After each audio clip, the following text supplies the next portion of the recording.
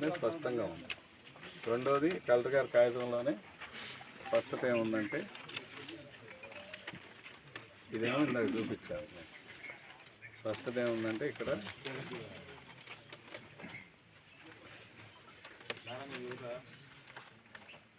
the chairman DLSC emphasized adherence to the guidelines in the work by the selected agency of GCKC projects and works private limited so as to prevent problem post approval of the reach and post approval అన్నాడు. అంటే దాని అర్థం ముందు approve చేసినట్టు కాదు, river conservator ఇచ్చినట్టుగా వచ్చిన తర్వాత పోస్ట్ అప్రూవల్ కాదు. So and to avoid scarcity of sand to the general public as well as government works in the district, and there is huge quantity of sand required for developmental activities and also direct the representative from ilni direct చేస్తున్నారు. వే bills compulsory mention చేయాలి. ఎక్కడి నుంచి ఎక్కడికి company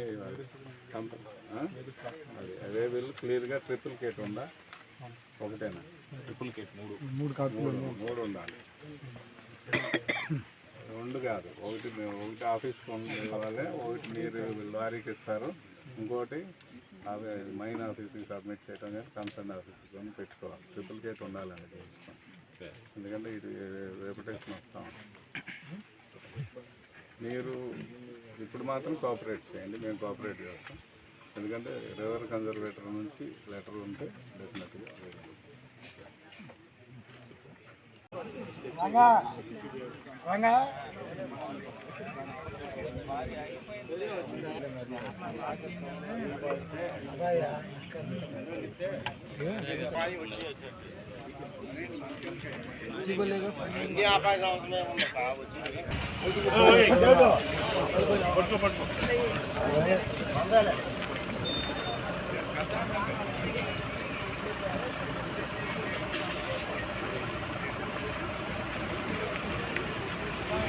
వాళ్ళు అన్ని